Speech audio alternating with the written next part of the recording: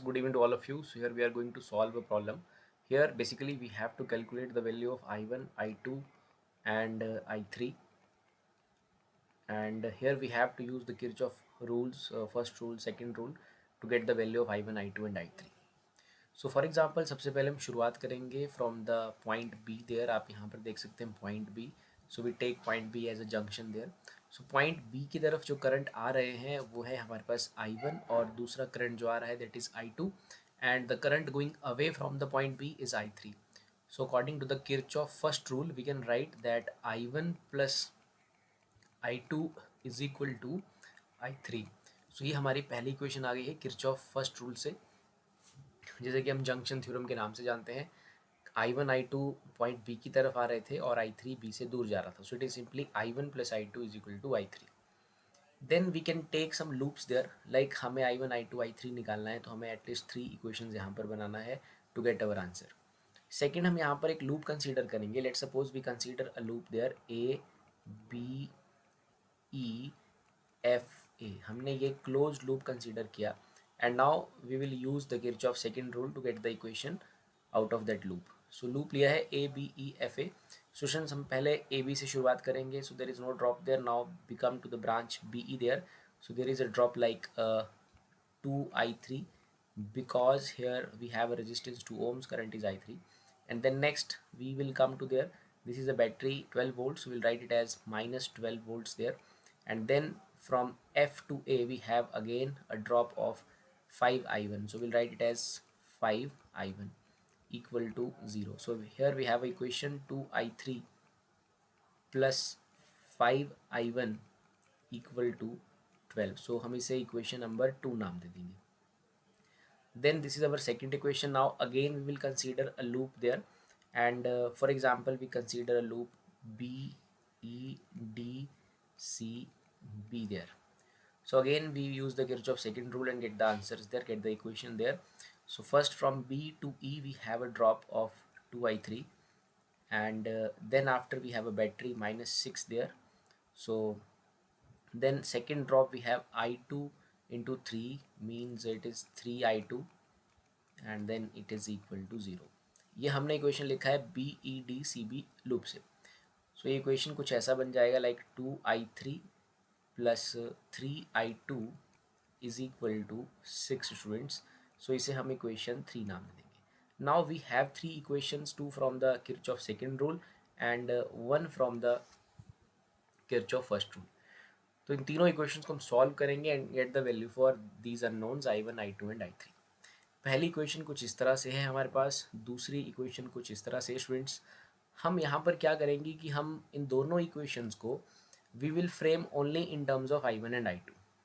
Like we know that I3 का value है I1 plus I2. Students हम इस पहली इक्वेशन का यूज़ करेंगे इक्वेशन सेकेंड में. पहले सेकेंड इक्वेशन हम इसका यूज़ करने जा रहे हैं. सो ये बन जाएगा 2 into I1 plus I2 plus 5 I1 equal to 12. मैंने I3 की जगह पुट कर लिया I1 प्लस I2. सो ये क्वेश्चन बन रहा है 2 I1 plus 2 I2 plus 5 I1 equal to 12 there.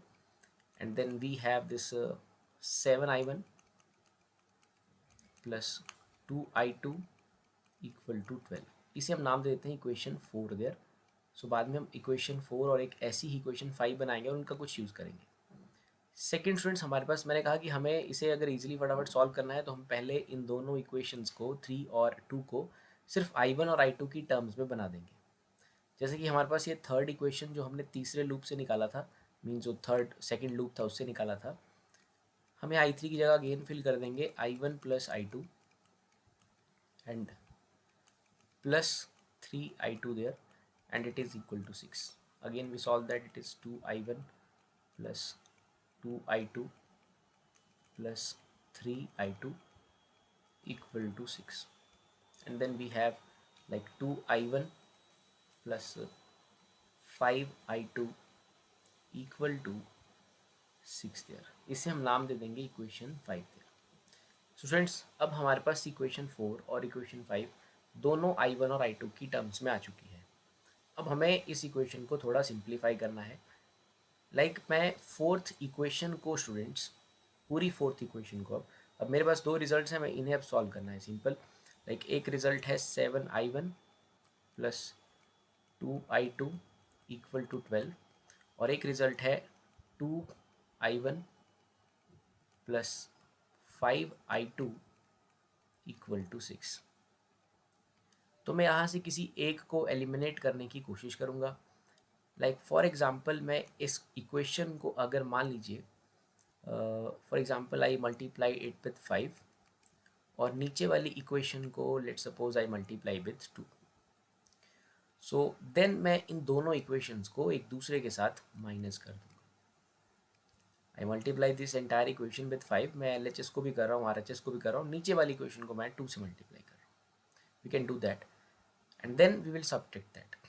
तो हमारी जो पहली इक्वेशन बनेगी इट इज़ लाइक 5 7 35i1 और नीचे बनेगा 4i1। So 35i1 minus 4i1 is basically 31i1।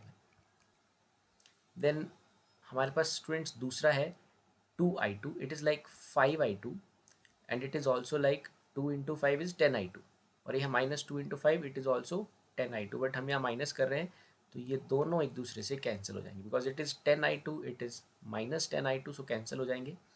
और राइट हैंड साइड में हमारे पास आएगा 5 12 60 and minus 12। So from here we have i1 is equal to 48 divided by 31 amperes. सो ये हमारे पास करंट i1 का वैल्यू यहाँ से निकल जाएगा और इसके बाद हम करंट i1 की वैल्यू को किसी भी एक इक्वेशन में पुट करके लाइक कि जो फिफ्थ इक्वेशन ऊपर लिखा गया है इसमें सब्स्टिट्यूट करके i2 को फाइंड आउट कर सकते हैं। जैसे कि like we have 2 into i1 की जगह 48 upon 31 plus 5 times i2 is equal to 6 there. So it is like 96 upon 31 plus 5i2 is equal to 6 there, and then we have 5i2 is equal to 6 minus 96 upon 31. So we'll solve it. 5i2 is equal to, it is like 31, so 616, so it is 186 minus 96 students. So we have i2 is equal to 186 minus 96 upon 31 multiplied by 5. So when you solve for that i2 you will get 18 upon 31. So इस तरह से आप i2 find out कर लेंगे।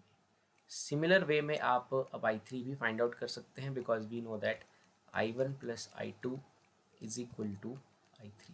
Students i1 का value आया है हमारे पास 48 बाय 31 और i2 का वैल्यू आया है 18 upon 31 and that is equal to i3 there. So it is like 31 and 66, 48 plus 18. So this is the value of i3.